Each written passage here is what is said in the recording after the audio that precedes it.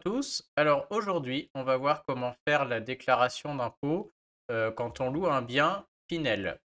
Donc je me présente rapidement pour ceux qui ne me connaissent pas, hein. Je m'appelle Thibaut Diringer. Moi, ma spécialité, c'est la fiscalité du particulier.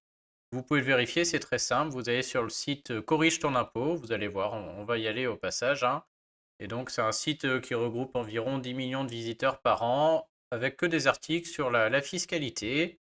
Donc, il y a beaucoup de particuliers, mais pas mal aussi d'experts comptables, de gestionnaires de patrimoine qui viennent se renseigner sur le site que j'ai créé maintenant il y a bien 5 6 ans, hein.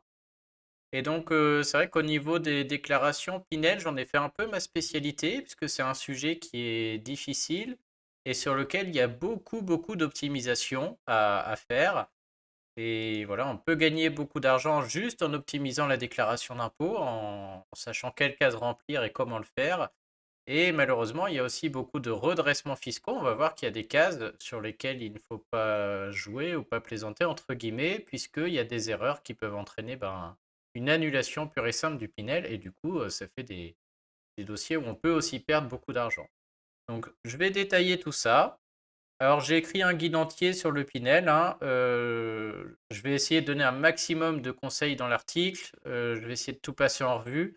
Mais c'est simple, le guide, il fait 150 pages. C'est un guide que j'ai créé pour les particuliers qui n'y connaissent rien, hein, pour savoir vraiment comment tout remplir case à case, des tutos complets, toutes les optimisations possibles, les risques ou pas.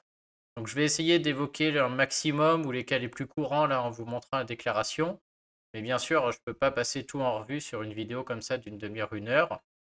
Donc, je vous invite vraiment à le lire, hein. C'est un guide que je vends depuis, on va dire, depuis maintenant 5 ans, je crois. Et il n'y a pas de... Voilà, on peut aller voir, mais tout le monde en est ravi.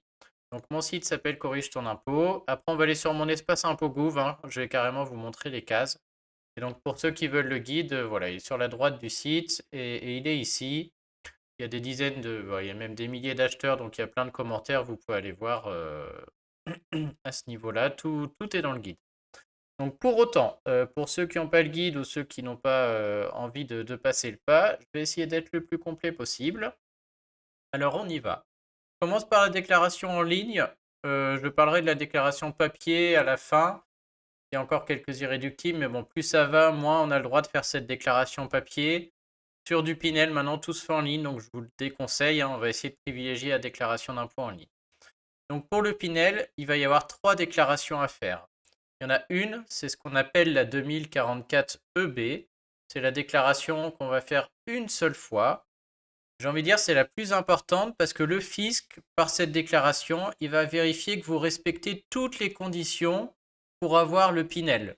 C'est-à-dire il va vérifier que votre loyer n'est pas trop haut, que votre locataire répond aux conditions de ressources, que vous avez respecté les dates au niveau de la construction de votre bien, au niveau de est-ce que vous l'avez loué assez vite, etc. Donc cette 2044B, c'est une seule fois. Bon, après, on verra même 2 autres fois éventuellement après. Et voilà, elle est informative, mais c'est la plus importante, j'ai envie de dire.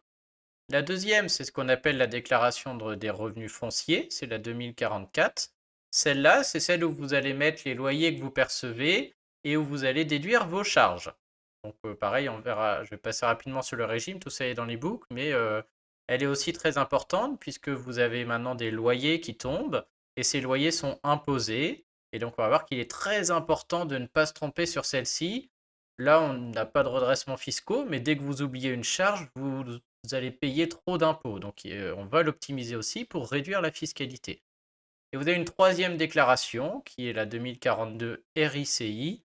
Celle-là va servir à avoir votre réduction Pinel, hein, puisque vous avez acheté un Pinel pour avoir une réduction d'impôt. Et donc, on va essayer de ne pas oublier la troisième, parce que sinon, la réduction d'impôt, vous ne l'aurez pas. Donc déjà, au niveau de ces 3 déclarations, comment les faire apparaître? Les 2 premières, elles apparaissent ici. Donc, je suis à l'étape 3 de la déclaration d'impôt en ligne. Tout se passe là. Il faut cliquer sur déclaration annexe et vous allez pouvoir ajouter la 2044 ici et la 2044B ici. Donc la 2044B, je coche. La 2044 suffit si vous avez un bien Pinel. Si jamais vous louez d'autres biens immobiliers et qu'il y a des dispositifs spéciaux d'Eurobiens, Périsol, Cellier, etc., dans ce cas, ça va être la 2044 spéciale, qui est la même que la 2044 avec des cases en plus. Là, moi, c'est les mêmes cases, hein, de toute manière. C'est juste si vous louez d'autres biens, il faudra prendre la spéciale au lieu de la 2044. Donc là, je reste ici et on valide. Ensuite, je vous ai dit, il nous manque surtout la 2042 RICI pour avoir notre réduction Pinel. Celle-là, elle n'est pas dans les déclarations annexes. En fait, il faut cocher des cases pour faire apparaître les cases relatives à la 2042 RICI. Donc ça se passe en bas. Il faut cocher ici investissement locatif, Pinel de Normandie Ancien, Duflot, Cellier, Sancy, Bouvard. Quand on clique sur le point d'interrogation, on voit, ça fera apparaître les cases numéro 7. Et c'est ça qu'on veut pour le Pinel, hein, c'est ces cases numéro 7. Elles sont d'habitude sur la 2042 RICI. Là, en cochant, du coup, elles vont apparaître plus tard. Donc, je coche absolument ça. Une fois que j'ai fait ça à l'étape 3, c'est bon, vous avez fait l'essentiel. Je reviens rapidement au niveau de vos loyers et des charges, donc la déclaration des revenus fonciers. Vous pouvez aussi choisir de ne pas déduire toutes vos charges et du coup de faire ce qu'on appelle un régime micro-foncier. Dans ce cas-là, il faut cocher ici micro-foncier et ne pas cocher 2044. On va être simple, moi ça fait 10 ans que je fais des déclarations Pinel, jamais j'en ai fait une au micro-foncier, hein. S'il y a des travaux et ou s'il y a un prêt, cherchez pas, le régime réel sera meilleur et du coup on va aller faire une 2044. Mais bon, dans le doute, la case est ici pour le micro-foncier si jamais. Mais bon, ouais, ce serait vraiment cas particulier, hein. C'est-à-dire que vous avez acheté votre Pinel en cash, pourquoi pas, hein, mais après, suivant. Le principe, c'est que vous allez avoir des étapes à suivre, avec d'abord les cases 1 avec les salaires, puis les cases 2, les cases 3, etc. Ça, je vous conseille de le faire à la fin. D'abord, nous, on va aller remplir les deux annexes qu'on a ajoutées, la 2044 et la 2044B, qui sont sur la gauche. Alors, vous pouvez faire dans l'ordre que vous voulez. Moi, je vous le conseille, c'est que si vous allez au bout de ce formulaire, après, en faisant les annexes, on va vous renvoyer au début et il faudra retourner au bout. Donc, c'est un peu pénible, autant le faire dans l'autre ordre. Donc, on voit qu'il y a deux annexes qui sont ici. Et ma troisième, la 2042 RICI, où je mets ma réduction Pinel, elle va apparaître par la suite quand je vais cocher suivant. Là, les cases 7 vont apparaître tout à l'heure. Donc, pour l'instant, je vais me focaliser sur les deux premières. Donc, la première, la 2044 EB. Alors, celle-ci, va se poser déjà la date de quand la remplir. Donc là, encore une fois, je vous ramène vers l'ebook. Si vous ne voulez pas l'acheter, je peux aussi vous amener vers mon site. Vous allez sur la rubrique recherche ici, vous tapez Pinel, on va mettre déclaration. Puisque se pose la question des dates, je vous rappelle qu'on déclare en année N les revenus de l'année N-1. Donc en 2022, par exemple, on déclare les revenus de 2021. Pour la 2044B, on a ce qu'on appelle un fait générateur, c'est-à-dire qui va nous dire quand commencer la 2044B, quand la faire, hein, parce qu'on n'en fait qu'une, qui change selon la manière dont vous avez acquis le logement. C'est pour ça que je ne peux pas vous dire c'est quoi, hein. Pour certains, c'est l'année d'acquisition du logement. Pour d'autres, c'est l'année d'achèvement du travaux. Pour d'autres, c'est l'année d'achèvement du logement. Donc selon où vous êtes, si vous avez acquis votre logement en état futur d'achèvement, c'est l'année d'achèvement du logement. Voilà, tout ça est dans l'e-book, hein, je précise les cas particuliers, etc. Et donc voilà, c'est ça qui vous dit si votre fait générateur. Donc si votre fait générateur est en 2021, ça veut dire que la 2044 EB, il faut la faire lors de la déclaration 2022 des revenus 2021. A noter que la 2044 EB, le fait générateur, il est là dans ce tableau. Ce sera le même pour la 2042 RICI. Je formule autrement, votre réduction Pinel, vous allez la voir à partir du moment où vous êtes dans ce fait générateur, hein.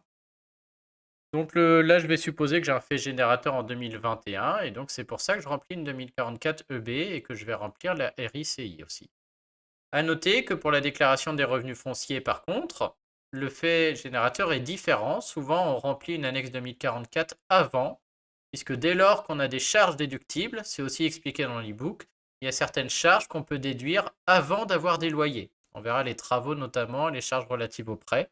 Et donc, c'est très fréquent que les gens fassent d'abord une 2044 et une année après seulement une 2044B, parfois 2 années après.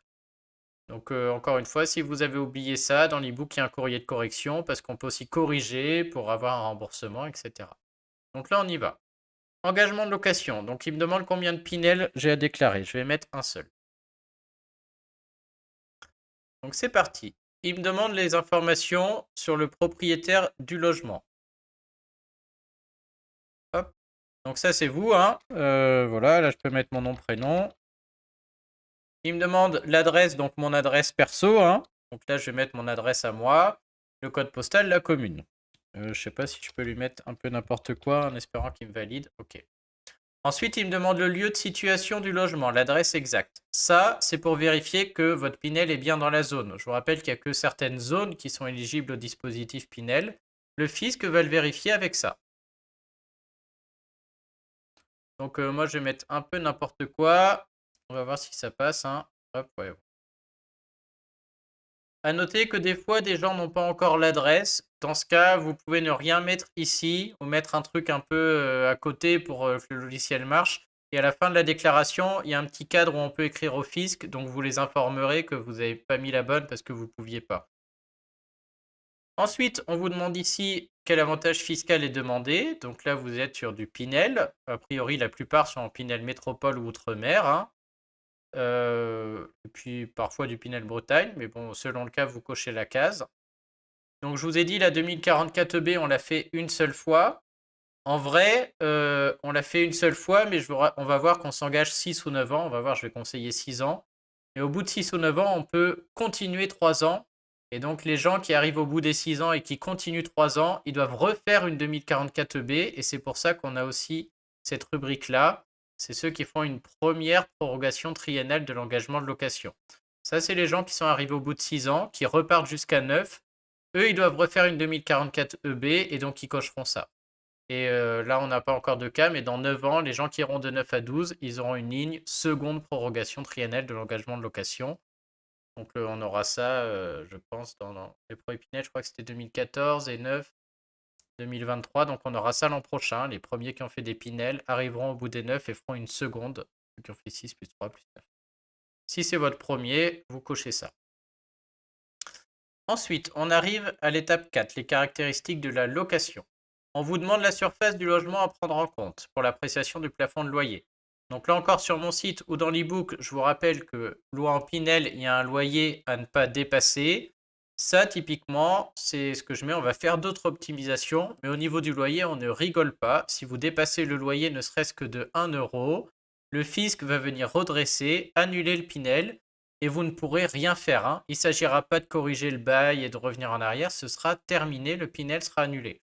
Donc je ne vous raconte pas la perte, on parle de dizaines de milliers d'euros à la poubelle. Donc normalement, vous avez calculé une surface pour l'appréciation du plafond du loyer. Je vous ramène à mon e-book ou sur mon site. Donc on la met ici pour le fisc. Par exemple, le mien fait 40. Et donc il va vérifier en nous demandant du coup le loyer mensuel hors charge pour vérifier que votre loyer ne dépasse pas le plafond. Comme c'est calculé par rapport à la surface, il va vérifier comme ça, hein. Donc cette rubrique est importante. Donc soit vous louez un organisme, mais dans la plupart du cas, vous louez de manière directe. Et donc vous remplissez le loyer et sachez que le fisc, du coup, va vérifier le plafond de loyer avec la surface qui est mise ici. Donc vérifiez bien, mais pas la surface du bien, mais la surface au sens du loyer, hein. Là encore, je vous ramène vers l'e-book. Ça, ces deux cases, j'ai envie de dire, si vous faites une erreur au niveau de ces cases, ça va entraîner un contrôle fiscal mécaniquement. Si vous ne vous êtes pas trompé dans votre loyer, que vous êtes juste gouré au niveau des cases, il n'y a pas de souci. Le fisc va voir que votre loyer est bon. Mais bon, si, voilà, si vous n'avez pas bien calculé la surface ou autre, c'est le moment de le faire et de rectifier, hein, puisque là, il faut que ça matche, hein. Il faut que le calcul corresponde. Le fisc vous demande aussi la date de prise d'effet de la location. Je vous rappelle que dans le Pinel, il y a aussi une règle qui nous explique qu'on a 1 an pour louer le bien Pinel une fois qu'il est achevé. Quand c'est du VFA, les conditions changent, c'est marqué aussi, mais le plus courant c'est ça, hein, sur la construction du VFA. Le bien est achevé, j'ai 1 an pour louer. Et donc tout à l'heure, il va nous demander la date d'achèvement. Donc il vérifie là qu'on loue dans le bon moment. À noter qu'il est tout à fait possible que cette rubrique, vous ne puissiez pas la remplir, puisque je vous ai dit qu'on fait cette 2044 EB pour certains cas dans la date d'achèvement ou l'année d'achèvement des travaux.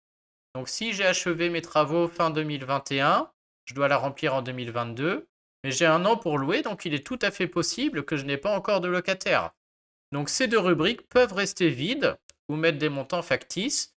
Et il n'y a pas de problème, c'est tout à fait normal, hein. Il est tout à fait possible qu'au moment de remplir la 2044B, vous ne pouviez pas remplir ces 2 rubriques. Donc celles-là peuvent rester vides. Par contre, vous anticipez bien le loyer, vous indiquez au fisc quel sera le loyer et vous vous arrangez pour qu'il soit en dessous du plafond en calculant bien la surface. Donc là, je vais rien mettre de toute manière. Peut-être c'est bloquant et si c'est bloquant, je mettrai une date au pif, ou je mettrai, voilà. Ça n'a pas d'importance ici, ça peut rester vierge, hein. Ensuite, la nature du logement. Donc là, chacun remplit ce qui est marqué selon qu'il a acquis le logement neuf ou en l'état futur d'achèvement ou qu'il l'ait fait construire, etc. Je peux prendre par exemple logement que le propriétaire ait fait construire. J'en prendrai un autre. Il nous demande la date du dépôt de permis de construire, la date d'achèvement de l'immeuble, puisque je vous le rappelle que c'est les dates clés, hein. C'est-à-dire qu'entre la date de permis de construire et la date d'achèvement, on a un délai à respecter, je crois qu'il est de 30 mois.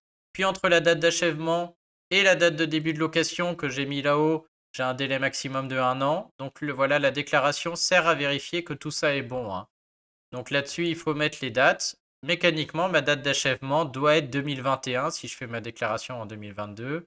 Elle doit être 2022 si je fais ma déclaration en 2023, etc. Puisque c'était ça notre fait générateur, hein.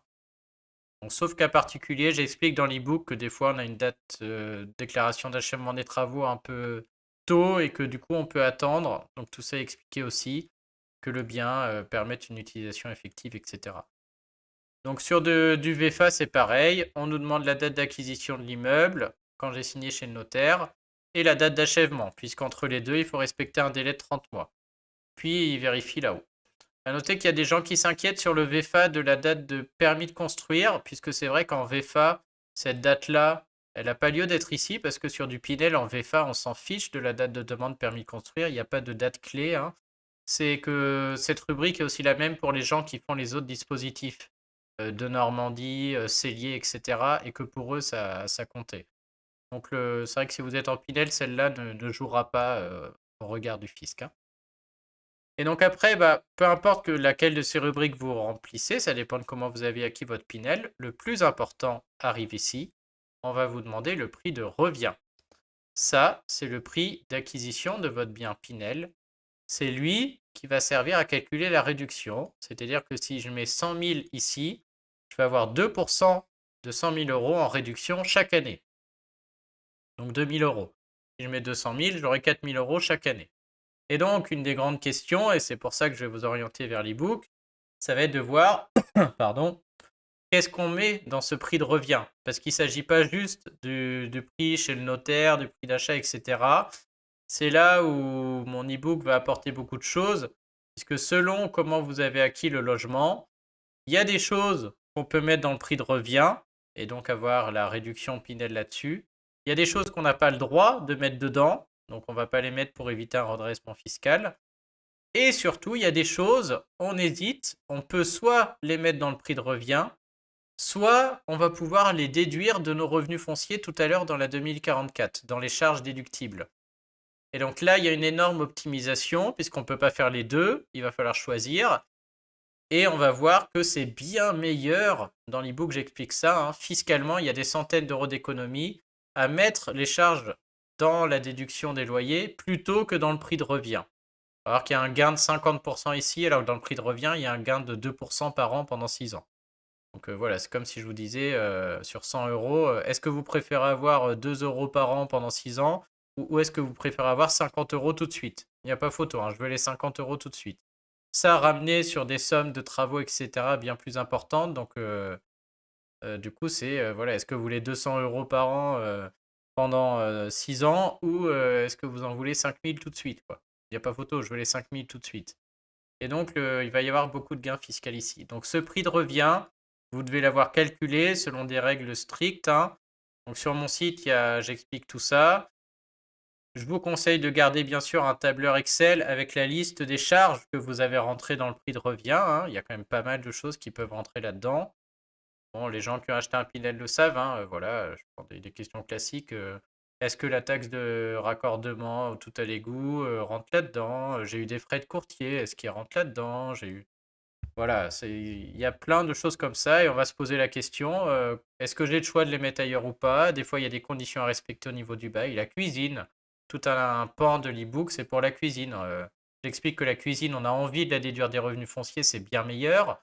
Par contre, il y a des conditions à respecter au niveau de la rédaction du bail, il faut prévoir. Il faut que la cuisine soit après l'achèvement du logement, donc il a fallu l'anticiper, et il y a des centaines d'euros d'économie, etc. Donc toujours est-il que ce prix de revient, normalement vous l'avez calculé, vous avez un petit fichier Excel où vous gardez trace de votre calcul. Je vous rappelle qu'il y a aussi un plafond, hein, j'explique dans l'ebook, à 5500 du mètre carré, que c'est à vous de le calculer. Il y a un plafond de 300 000 euros, on va voir, qui est fait automatiquement par le fisc, mais il y a un plafond à 5500 euros par mètre carré, c'est à vous de l'avoir anticipé et d'avoir vérifié. Donc voilà, toutes ces astuces-là sont dans l'ebook. Le dépassement du plafond de 5005, ça c'est pareil, c'est un redressement qui annule le Pinel. Donc j'insiste, hein, je rabâche un peu, je fais ma pub, mais ne passez pas à côté de tout ça. Et voilà, on le voit, je veux bien parler de tout ça, mais j'ai pas le temps de tout détailler. Je peux pas vous dire, selon chaque acquisition du logement, qu'est-ce qui rentre pas. J'ai pas le temps de parler de tous les travaux, de toutes les taxes dans une vidéo. Donc c'est pour ça que j'aimerais, hein, mais malheureusement je peux pas, donc je vous oriente un peu vers l'ebook. En tout cas, ce prix de revient-là est très important puisque c'est lui qui va baser ma réduction Pinel. Donc on va imaginer que j'ai calculé, je mets 100 000. On va voir. Je vais rien remplir, je vais voir si c'est bloquant. Si c'est bloquant, je remplirai au pire. Ensuite, dernière rubrique très très importante, l'engagement initial de location. C'est ici que je vais m'engager soit pour 6 ans, soit pour 9 ans. Mon conseil, il est simple, hein, il y a deux rubriques. 9 ans, c'est ici, hein, c'est marqué là 9 ans. Et 6 ans, c'est en dessous. Il faut absolument s'engager 6 ans. Et ça, c'est la déclaration 2044B qui fait foi, hein. Si vous vous êtes trompé, c'est trop tard, hein. Enfin, c'est elle qu'il faut rectifier. Alors, on a 3 ans, c'est pas trop tard, mais c'est vraiment elle qui fait foi. Je vous rappelle que si vous vous engagez 9 ans, au bout de 9 ans, vous pourrez arrêter ou continuer jusqu'à 12. Si vous vous engagez 6 ans, au bout de 6 ans, vous pourrez arrêter ou vous engager jusqu'à 9. Et au bout de 9, vous pourrez aussi vous engager jusqu'à 12. Donc concrètement, la seule différence que j'ai entre quelqu'un qui s'engage 6 ans et quelqu'un qui s'engage 9 ans, les deux pourront aller à 12, les deux auront la même réduction Pinel, les deux seront pareils, hein. J'ai aucun problème entre les deux, c'est la même chose. La seule différence, c'est que celui qui s'est engagé 6 ans, dans 6 ans, il aura le droit de dire « Ah bah j'arrête. La conjoncture fait que j'ai envie de vendre mon Pinel, je peux le faire. La conjoncture fait que j'aimerais bien habiter dans le Pinel où ils mettent mes parents ou je ne sais quoi, je peux le faire. » Celui qui s'est engagé 9 ans, il peut pas. J'ai plus besoin de la réduction d'impôt Pinel parce que j'ai des enfants, j'ai plus assez d'impôts, j'ai perdu mon travail. Je peux m'arrêter au bout de 6 ans. Celui qui s'est engagé 9 ans, il est coincé 9 ans. Donc vraiment, engagez-vous 6 ans. On le voit, hein, le Covid, voilà, je ne sais pas ce qui va arriver dans 6 ans, mais ceux qui ont acheté il y a 5-6 ans, qui ont eu la possibilité de s'arrêter parce que Covid, parce que je ne sais quoi, ils étaient ravis de pouvoir le faire. Ceux qui sont engagés 9 ans, c'était trop tard pour eux. Donc on s'engage tout le temps 6 ans, il n'y a pas de problème, on pourra aller à 9 et on pourra aller à 12 si on a envie. Est-ce que je suis bloqué ou pas?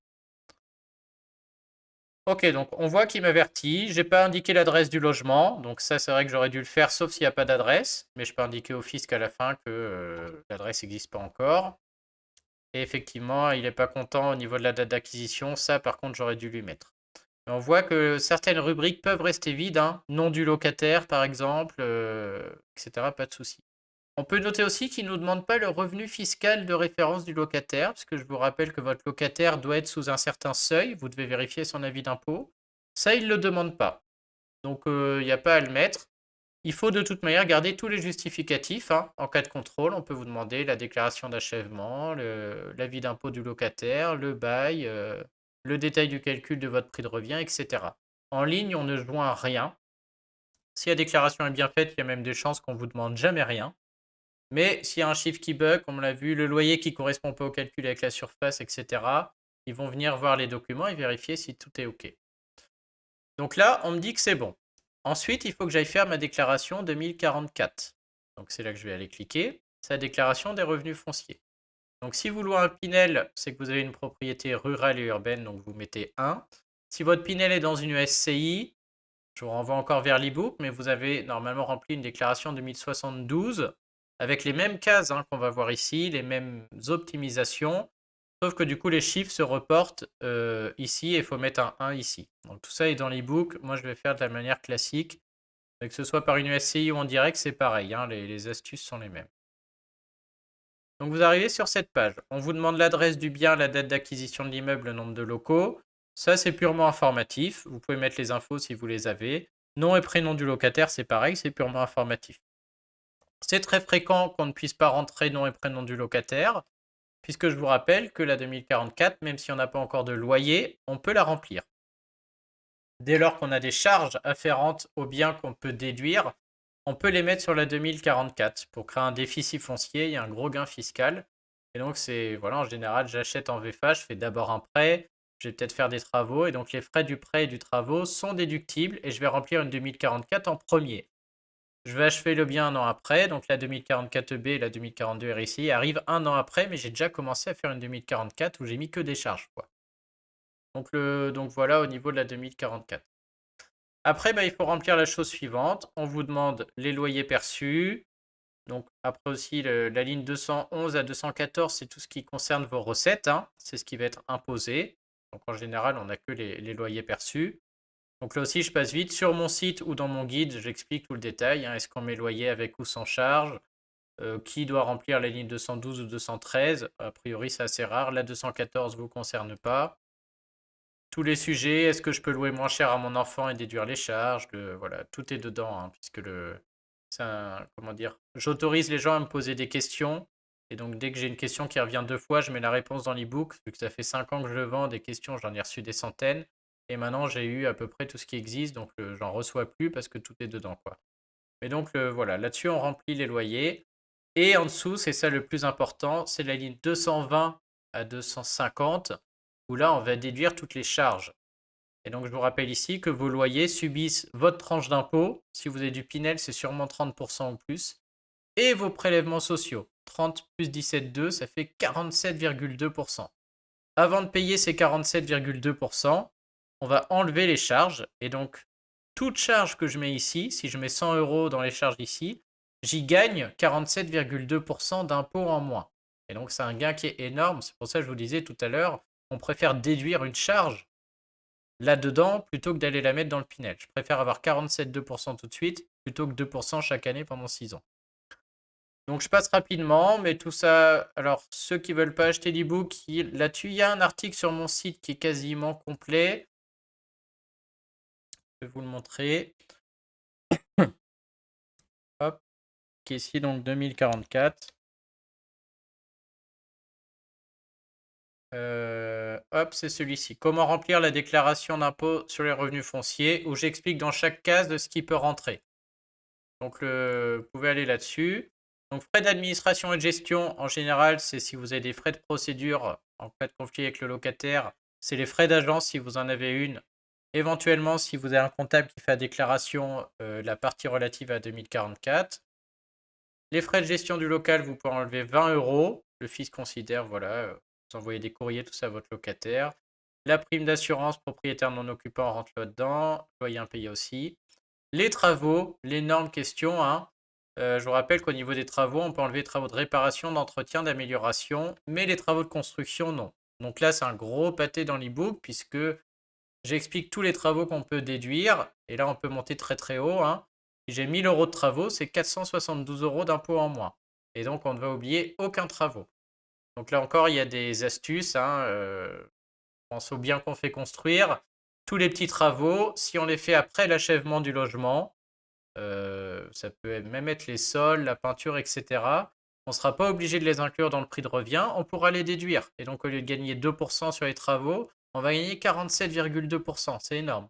La cuisine, les conditions que je vous donnais tout à l'heure, si le bail est rédigé correctement et que ça a été réalisé après, et ben dans ce cas, on pourra les déduire, alors que dans l'autre cas, non. Donc voilà, il y a plein de choses, mais cette ligne-là est primordiale. Et c'est une ligne qu'on peut déduire avant même qu'il y ait un loyer, hein. Donc celle-là est vraiment importante. Ça, c'est rare qu'il y en ait. La taxe foncière, aussi un gros piège. On peut déduire la taxe foncière, mais surtout pas la taxe ordure ménagère, puisque ça, vous devez la réclamer auprès de votre locataire. Et même si vous la réclamez pas, elle n'est pas déductible. Ils font beaucoup de redressements fiscaux là-dessus. Ça ne vous concerne pas. C'est pour d'autres types de biens. Les gens qui louent en copro, la question de la ligne 229 et 230, à voir avec votre syndic, mais c'est des fois un peu compliqué aussi. Et surtout, bah, ça nous fait le total des frais ici, mais il ne faut pas oublier les intérêts d'emprunt. Ou donc là, bah, pareil, direction l'ebook, mais surtout, on ne se contente pas de mettre uniquement les intérêts d'emprunt. Il y a beaucoup de choses qui rentrent dedans. Il y a l'assurance emprunteur, il y a les frais de dossier, il y a les frais de garantie sous condition. J'explique tout ça. J'explique comment écrire à son banquier pour avoir le bon montant. Et donc, voilà. Si vous l'avez oublié, surtout, on ne corrige pas la déclaration en cours en ajoutant les frais des années passées qu'on a zappés. On va corriger les déclarations des années passées, parce que ça marche comme ça, et sinon on va les perdre, ça va pas marcher. Donc voilà, tout ça est expliqué, hein. Donc là, je vais faire, hop, je vais remplir un peu. J'explique aussi ce qui se passe quand on fait un déficit, puisque les premières années, normalement, vous n'avez pas ou peu de loyer, mais si vous suivez mes conseils, vous aurez beaucoup de choses dans la ligne 224. A priori, il y a des chances. Et c'est sûr et certain qu'il y aura énormément de choses dans la ligne 250. Et donc, on va créer un déficit. C'est là où sont les centaines d'euros d'économie dont je parle, hein. Ce n'est pas du flan, ça se passe ici.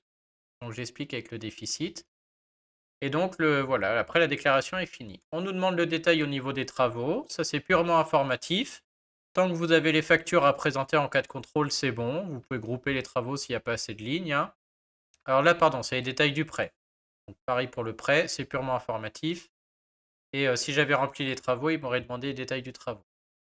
Le calcul se fait tout seul. Que ça sorte si ça sort un loyer positif, vous allez payer impôts et prélèvements sociaux. Si ça sort un déficit, il y a un gain fiscal qui est différent. Il y a deux possibilités, je l'explique dans l'e-book. Mais tout ça se fait tout seul. Ce tableau à ne jamais toucher, il va se remplir. Si vous l'avez touché, là, il faut prendre une formation avec moi, un expert comptable, pour le remettre d'aplomb. C'est les déficits qui se provisionnent ou s'utilisent d'une année à l'autre. Et donc, on va voir que le fisc nous informe tout seul ici de ce qui est reporté dans les cases numéro 4, puisque c'est les cases relatives aux revenus fonciers. Donc là, je vais mettre OK. Donc j'ai fait mes deux premières déclarations 2044-2044 EB. Toutes les conditions relatives à mon Pinel sont dans la 2044 EB. Tout ce qui est loyer moins charge, c'est dans la 2044, c'est ce qui permet de calculer l'impôt engendré par mes loyers. La 2044 EB, c'est terminé, c'était qu'une année. Celle-ci, je vais la faire chaque année, hein. Que chaque année, j'aurai des loyers et des charges. Et du coup, je vais poursuivre. Il me manque la 2044, la 2042 RICI. Parce que là, je n'ai toujours pas ma réduction Pinel, hein. C'est pas parce que j'ai mis mon prix de revient dans la 2044 EB que je l'ai. Et donc, une erreur que je vois aussi, moi, ça me fait rire, mais c'est très marrant. C'est qu'il y a des gens qui restent là, qui ont mis le prix de revient en 2044 EB et qui pensent que c'est bon. Sauf que non, hein. Malheureusement, si vous faites ça, vous n'avez pas votre réduction Pinel. Donc c'est horrible parce que vous avez payé de l'impôt sur vos loyers et vous n'aurez même pas votre gain fiscal. Alors, hop. Alors, ça se passe ici. Comme j'ai coché à l'étape 3 tout en bas, réduction Pinel et autres, il me fait apparaître ce petit formulaire où je peux cocher Pinel. Et je peux dire si je déclare un investissement que j'ai achevé sur la déclaration de l'année en cours, auquel cas il me précise bien qu'il faut que je fasse la 2044 EB d'ailleurs, ça c'est très bien vu de la part du fisc, ou un investissement des années précédentes. Alors moi je vais cocher les deux pour vous montrer, parce que la première année, la 2042 RICI, se déclare d'une manière, et les années suivantes, elles se déclarent d'une autre manière. Donc je vais cocher ça, disant que j'en ai plusieurs, ce qui fait que ça va faire apparaître les cases comme si j'avais coché ça, et les autres cases comme si j'avais coché ça. Je vais vous les montrer et on va les détailler. Si j'avais coché la première rubrique, disant que c'était un investissement l'année en cours avec la 2044 EB, apparaissent alors ces cases. C'est-à-dire que ça, c'est forcément un investissement achevé avec le fait générateur en 2021, mais j'ai pu le commencer avant, j'ai pu signer le permis de construire, etc. avant. Donc c'est pour ça qu'on a réalisé en 2018, réalisé en 2019, en 2020, en 2021. Mais ce qui compte, c'est ça. C'est que le fait générateur était 2021, parce que je suis sur la déclaration 2022. Donc c'est ma première année. Si c'est votre première année Pinel avec la 2044 EB, il faut remplir une de ces cases. Alors j'ai envie de dire, si vous ne savez pas si c'est réalisé 2018, 2019, 2020 ou 2021, ça n'a aucune importance. Toutes ces cases ont le même effet. Donc que vous remplissiez tous ces doublons, on va dire, sont pareils. Que vous remplissiez l'une ou l'autre, ça n'a pas d'importance. C'est pas grave si vous vous trompez entre la 7QR, la 7QW, la 7QA ou la 7QI. Ou voilà, c'est toutes les mêmes, quoi. Ce qu'il faut faire, c'est bien déjà, on voit qu'il y a des cases relatives à 6 ans, qui sont à gauche, et des cases relatives à 9 ans. Si vous avez suivi mon conseil, normalement, vous êtes dans le cadre d'un 6 ans. Si pour une raison que je ne vois pas, à part une erreur, vous êtes dans un 9 ans, bah, ce sera ces cases-là, hein. Et donc après, la première ligne, c'est quand le Pinel est en métropole, et la seconde ligne, c'est quand le Pinel est outre-mer, puisque des fois, les taux de réduction ne sont pas les mêmes. Donc moi, je vais supposer que je suis sur un métropole, et que je suis sur 6 ans, donc c'est une de 7QR, ou 7QW, ou 7QA, ou 7QI. Ça n'a pas d'importance entre toutes ces cases, hein, vous pouvez remplir celles que vous voulez. On va dire, voilà, j'ai fini mon VFA en 2021, et ben, je l'avais acquis en 2020, donc je vais remplir 7QA.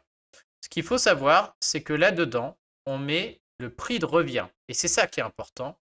On met le prix de revient total, celui qu'on a mis dans la 2044B. C'est marqué là. Indiquer le montant de l'investissement.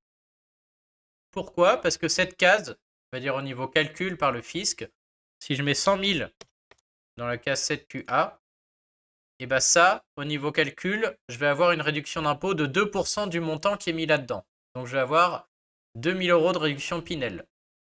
Je vais plus loin, ces cases, on va dire, anticipent le plafond à 300 000. C'est-à-dire que si j'ai un prix de revient de 350 000, je vais le mettre pour dire au fisc, voilà, c'était 350 comme ma 2044B.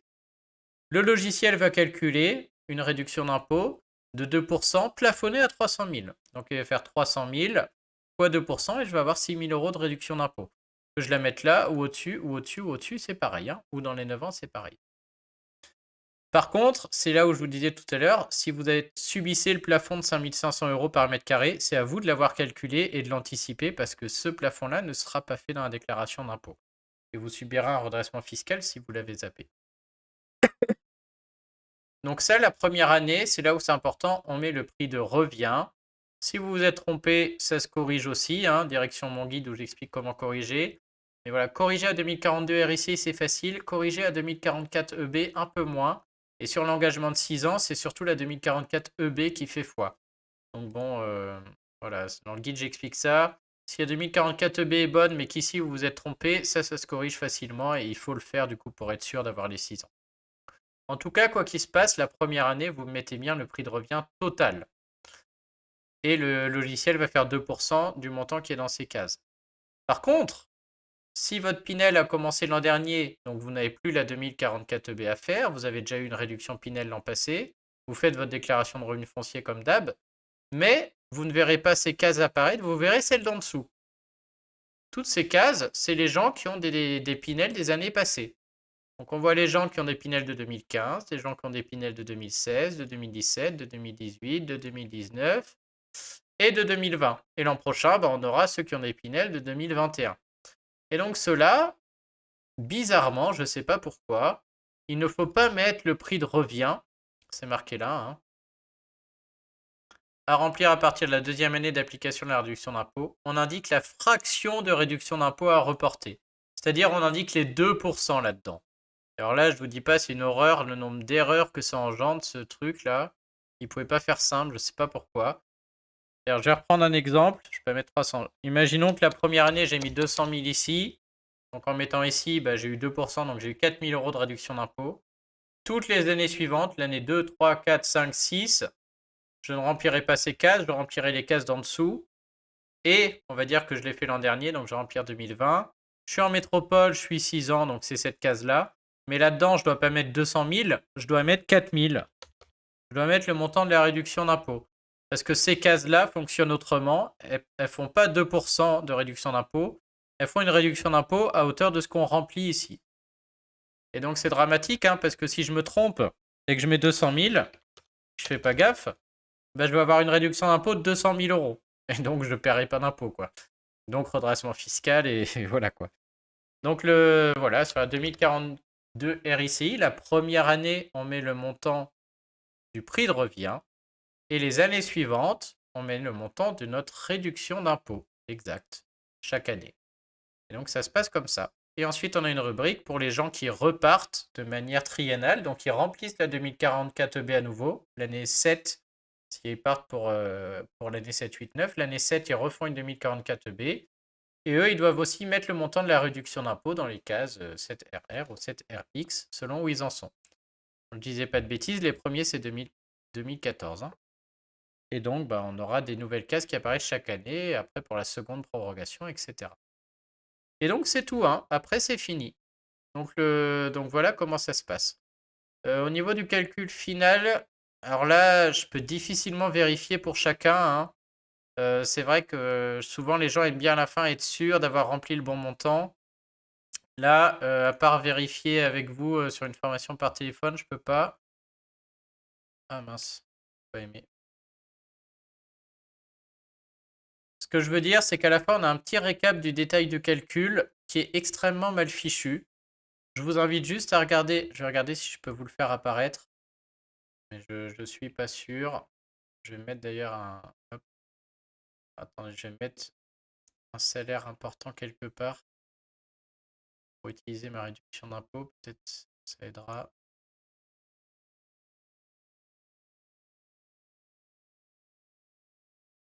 Non, ouais, je vais faire tout planter malheureusement. Je vais réessayer voir s'il veut bien me faire aller au bout. Ouais, c'est le Pinel.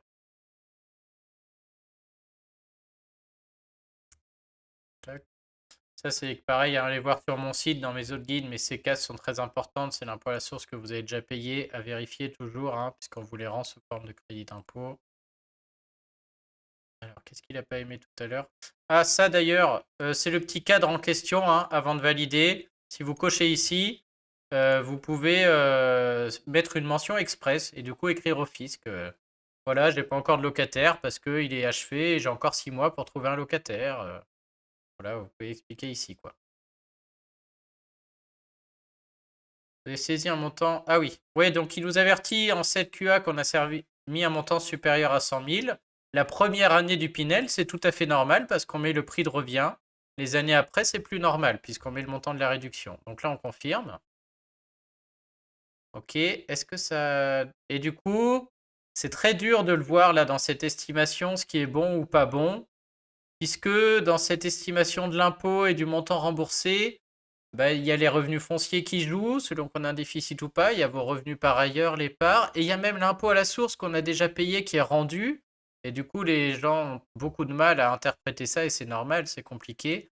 Par contre, dans le détail du calcul, voilà, normalement, hop, que je vous conseille de regarder. Alors, ça marche pas toujours, mais c'est normalement impôt sur le revenu. Vous avez une ligne réduction d'impôt dans laquelle apparaît la réduction d'impôt du Pinel, plus les autres que vous avez. Donc malheureusement, il faut les connaître. Hein.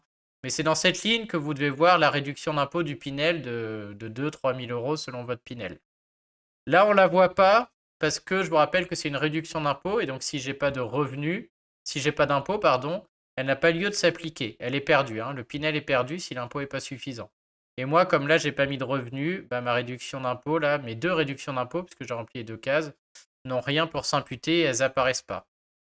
C'est pour ça que je dis que c'est mal foutu, parce que voilà, il y a des raisons qui font qu'elles peuvent ne pas apparaître, notamment si vous n'avez pas assez d'impôts, même si la case est bien remplie.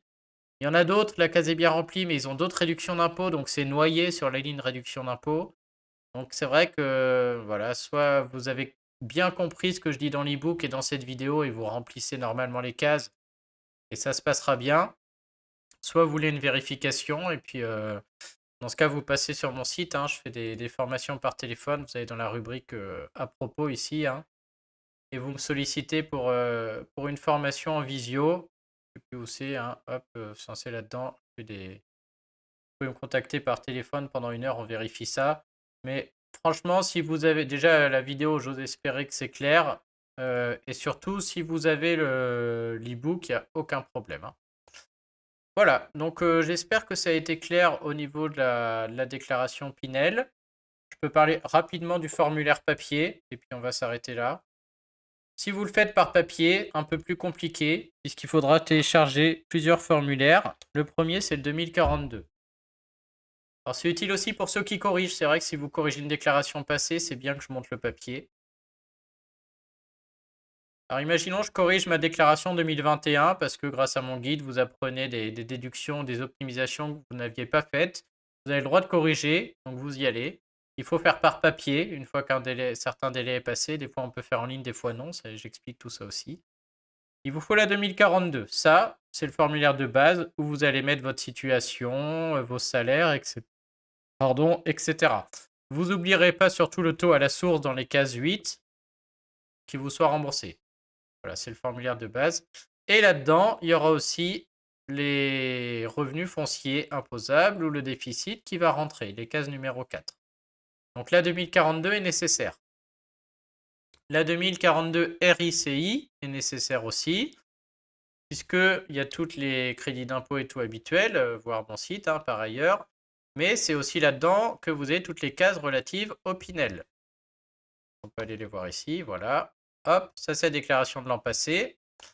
Donc l'an passé, ceux qui avaient achevé un bien en 2020 déclarent en 2021, et du coup, ils mettaient le prix de revient dans une de ces cases.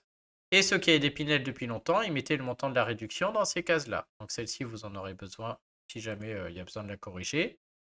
Ça dépend si vous corrigez que les revenus fonciers ou si vous avez aussi oublié la RICI et la EB, quoi. Donc la RICI, c'est que si vous aviez oublié le Pinel. La 2042, c'est si vous corrigez vos revenus fonciers, elle est nécessaire. Et ensuite, il vous faut le formulaire 2044. Donc si j'avais oublié des choses sur mes revenus fonciers, ce qui est le plus courant, la 2044 est ici, et donc il faut la remplir à la main. Mais bon, tout ça est dans le guide, avec ici les revenus et charges.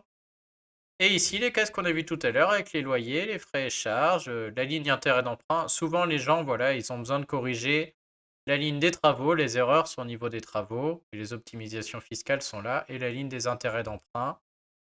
Les oublis sont là, de manière courante. Donc, qui corrige celle-là, ça se reporte sur la 2042 et c'est réglé.